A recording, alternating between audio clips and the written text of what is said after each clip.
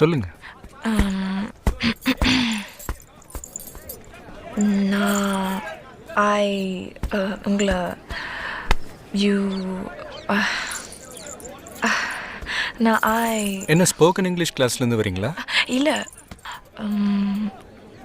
உங்களை நான் கல்யாணம் பண்ணிக்கலாமா? எப்போ வந்துச்சு இந்த ஐடியா? இன்னைக்கு காலையில் 8:40. 8:40 என்னாச்சு? என் ஃப்ரெண்டோட ரிசப்ஷன். எங்கள் காலேஜ்லேயே அழகான பொண்ணு.